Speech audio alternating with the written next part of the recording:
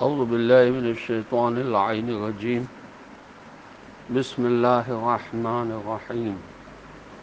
وقال الذين كفروا أئذا كنا ترابا وآباؤنا أئنا لمخرجون لقد وعدنا هذا نحن وآباؤنا من قبل إن هذا إلا أساطير الأولين.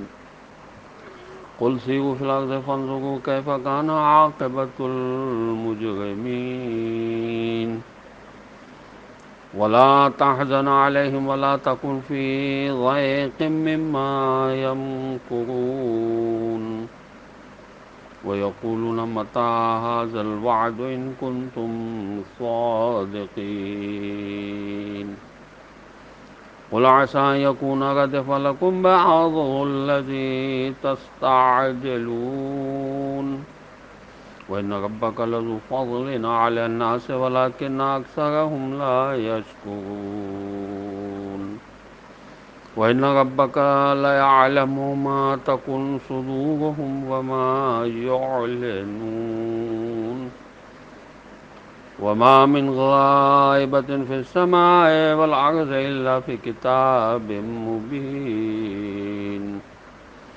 إن هذا القرآن يقص على بني إسرائيل أكثر الذي هم فيه يختلفون وإنه لهدى ورحمة للمؤمنين. إن ربك يقضي بينهم بحكمه وهو العزيز العليم. فتوكل على الله إنك على الحق المبين. صدق الله العلي العظيم. سلام علیکم ورحمۃ اللہ وبرکاتہ. اللہ تبارک و تعالیٰ کا شکر ہے کہ میں نے سورہ نمل جو قرآن مجید کا 27 نمبر کا سورہ ہے اس کی آیات 67 تا 79 کی تلاوت کا شرف حاصل کیا. آیت نمبر 67 کا ترجمہ یہ ہے، اور کفار کہتے ہیں جب ہم اور ہمارے باپ دادا خاک ہو چکے ہوں گے تو کیا ہمیں قبروں سے نکالا جائے گا؟ وہ انسان کے خاک ہونے کے بعد دوبارہ انسان ہونے کو مشکل سمجھتے تھے. ان کے پاس انسان کے دوبارہ انسان ہونے کے ناممکن ہونے پر کوئی دلیل نہیں تھی. صرف یہ کہ جب انسان مر جاتا ہے تو اس کے جسم کے ذرات زمین میں منتشر ہو جاتے ہیں، ایک درخت کی جڑوں کا حصہ بن جاتا ہے جس کے پتے زمین پر گرتے ہیں، پھر ان پتوں کو کوئی جانور کھاتا ہے، اس جانور کو کوئی انسان کھاتا ہے. اس طرح اس شخص کے بدن کے اجزاء کسی دوسرے شخص کے بدن کا جز بن جاتے ہیں. جبکہ انسان پہلی مرتبہ انسان بنا تو جن اجزاء و خلیات سے بنا ہے وہ کسی اور انسان اور حیوان کے تنفس سے پیدا ہونے والے عناصر سے بنے ہیں کہ یہ کاربن ایک درخت کا حصہ بن گیا، اس کے پھل سے انسان کا خون نطفہ بن جاتا ہے، پھر انسان کی شکل میں آتا ہے. پہلی بار انسان کو اللہ تعالیٰ نے منتشر اور مختلف عناصر جمع کر کے بنایا. دوسری بار بھی اسی طرح خلق کرنا اللہ کے لیے مشکل نہیں ہے. آیت نمبر 68 کا ترجمہ یہ ہے کہ اس قسم کا وعدہ پہلے بھی ہم سے اور ہمارے باپ دادا سے ہوتا رہا ہے. یہ تو قصہ ہے پاگینہ کے سوا کچھ نہیں ہے. اس قسم کی قیامت کا وعدہ تو ہمارے آباء و اجداد سے بھی ہوتا رہا ہے. اگر یہ وعدہ سچ ہوتا تو ابھی تک قیامت آ چکی ہوتی. تو وہ یہ کہتے تھے کہ یہ صرف داستان پاگینہ ہے جو بے حقیقت ہے. اس آیت میں مشرکین کی طرف سے اس بات کا اعتراف ہے کہ رسول اللہ صلی اللہ علیہ وسلم نے آخرت کا تصور قائم کر کے کوئی انوکھا تصور قائم نہیں کیا، بلکہ خود مشرکین کے اعتراف کے مطابق تمام سابقہ انبیاء علیہ السلام بیان کرتے ہوئے آئے ہیں. آیت نمبر 69 کا ترجمہ یہ ہے کہ کہہ دیجئے زمین میں چل پھر کر دیکھ لو کہ کیا مجرموں کا انجام برا نہیں ہوا ہے. سیرو فی الارض سے یعنی تمہیں یہ نظر آئے گا کہ ان قوموں کا انجام کیسا رہا. جنہوں نے قیامت کا انکار کیا تھا ان کا انجام دیکھ کر ان سے سبق لو اور انکار آخرت کے جرم کے مرتکب نہ بنو۔ ممکن ہے مطلب یہ ہو کہ سیر فی الارض سے گزشتہ قوموں پر نازل ہونے والے عذاب کے آثار دیکھ کے یہ معلوم ہو جائے گا کہ انسانی عمل و کردار بے حساب نہیں ہے، جیسا کہ مشرکین نے خیال کر رکھا ہے، بلکہ مجرم کو اس کے جرم کی سزا مل جاتی ہے۔ اگر ایسا نہ ہوتا تو خلقت عبث ہو جاتی۔ قوموں کی تباہی میں درس و دلیل ہے روز آخرت پر۔ آیت نمبر 70 کا ترجمہ یہ ہے، اور اے رسول صلی اللہ علیہ وسلم ان کے حال پر رنجیدہ نہ ہو اور نہ ہی ان کی مکاریوں پر دل تنگ ہوں۔ رسول اللہ صلی اللہ علیہ وسلم کو انسانوں کی نجات و ہدایت کے ساتھ جو ہمدردی اور مہربانی تھی، اس کی وجہ سے لوگوں کو گمراہ ہوتے دیکھ کر آپ صلی اللہ علیہ وسلم رنجیدہ ہو جاتے تھے، ان کی عاقبت کو دیکھ کر دکھ ہوتا تھا۔ آیت میں بتایا گیا ہے کہ یہ لوگ آپ صلی اللہ علیہ وسلم کی ہمدردی کے اہل نہیں ہیں۔ دوسری طرف ان مجرموں کی مکاریوں سے بھی آپ صلی اللہ علیہ وسلم کو اذیت ہوتی تھی، یہاں تک کہ آپ صلی اللہ علیہ وسلم نے فرمایا جیسے اذیت مجھے دی گئی ایسی اذیت کسی نبی کو نہیں دی گئی۔ یہ بہاء الانوار کی جلد 39 میں صفحہ 55 پر روایت موجود ہے۔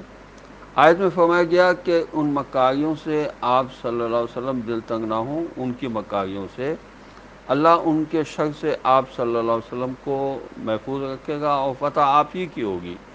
جو رحمت حق کے اہل نہیں ہیں ان پر رحم نہیں کیا جاتا۔ آیت نمبر 71 کا ترجمہ یہ ہے، اور وہ کہتے ہیں کہ اگر تم سچے ہو تو یہ وعدہ آخر کب پورا ہوگا؟ اس وعدے سے مراد دنیاوی عذاب ہو سکتا ہے کہ قرآن کی طرف سے گزشتہ اقوام قوم عاد و ثمود کی طرف عذاب سے ڈرایا گیا تھا، اور سورہ مبارکہ فصلت جو 41 نمبر سورہ ہے اس کی آیت نمبر 13 میں ارشاد ہوا فَإِنْ أَعْرَضُوا فَقُلْ أَنذَرْتُكُمْ صَاعِقَةٌ مِثْلَ صَاعِقَةِ عَادٍ وَثَمُودَ۔ اگر یہ منہ پھیر لیں تو کہہ دیجئے میں نے تمہیں ایسی بجلی سے ڈرایا ہے جیسی بجلی قوم عاد و ثمود پر آئی تھی۔ آیت نمبر 72 کا ترجمہ یہ ہے کہ کہہ دیجئے ممکن ہے جن بعض باتوں کے لیے تم جلدی کر رہے ہو وہ تمہارے پس پشت پہنچ چکی ہوں۔ ردیفہ کا مطلب ہوتا ہے یعنی تابع ہونا، ہر وہ چیز جو دوسرے کے پیچھے ہو۔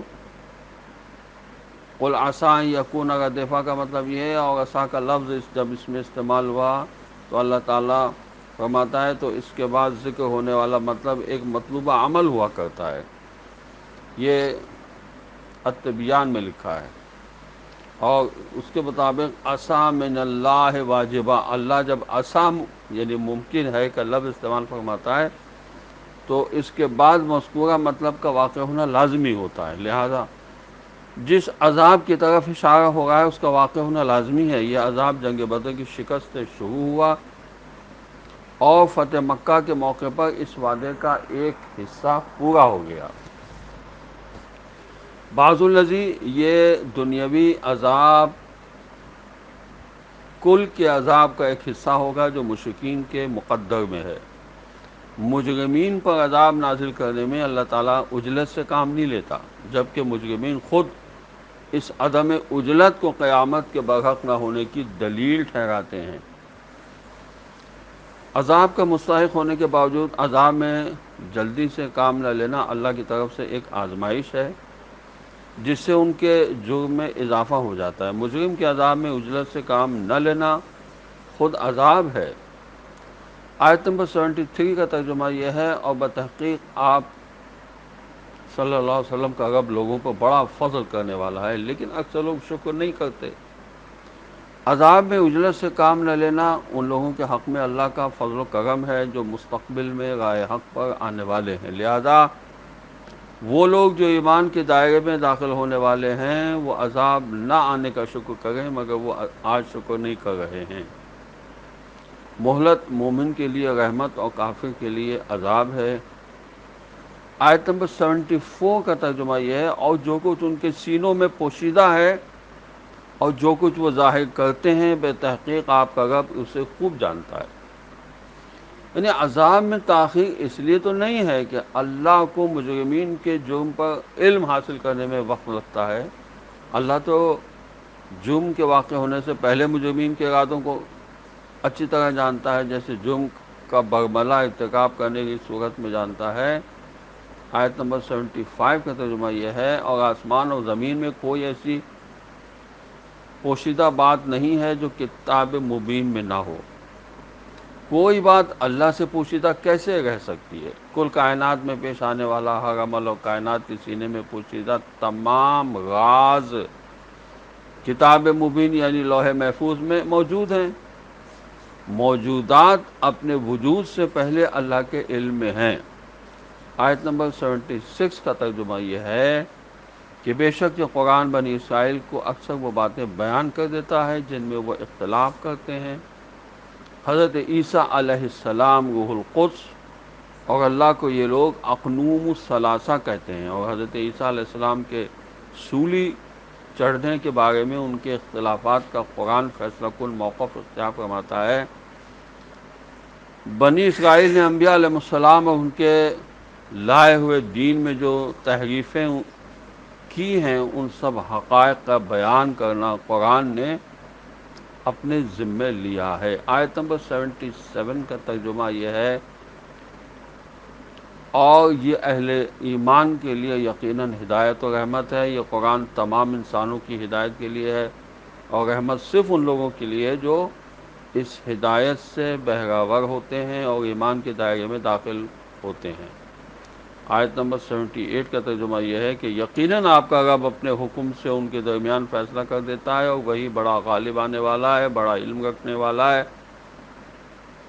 بتایا گیا ہے کہ آپ صلی اللہ علیہ وسلم کا رب ان اختلاف کرنے والوں میں فیصلہ کر دے گا۔ یہ فیصلہ بے حکم ہی یعنی بے عدل ہی ہوگا۔ اللہ ان میں اپنے عدل کے مطابق فیصلہ فرمائے گا۔ یہ فیصلہ قیامت کے دن ہوگا۔ چنانچہ دوسری آیت سے معلوم ہوتا ہے، وَهُوَ الْعَزِيزُ الْعَلِيمُ، وہ عزیز بالادست ہے، اس کا فیصلہ کوئی رد نہیں کر سکتا اور اپنا فیصلہ نافذ کر سکتا ہے۔ وہ علیم ہے، اپنے فیصلے میں لغزش نہیں کرتا۔ آیت نمبر 79 کا ترجمہ یہ ہے، لہذا آپ اللہ پر بھروسہ کریں، یقین آپ صحیح حق پر ہیں۔ فتوکل علی اللہ، اے رسول صلی اللہ علیہ وسلم آپ اللہ پر بھروسہ رکھیں اور استقامت کے ساتھ کام کرتے رہیں۔ استقامت کے لیے دو بنیادوں کا ذکر ہے، ایک یہ کہ اس کائنات میں طاقت کا سرچشمہ اللہ کی ذات ہے، اسی پر اپنا بھروسہ قائم رکھیں۔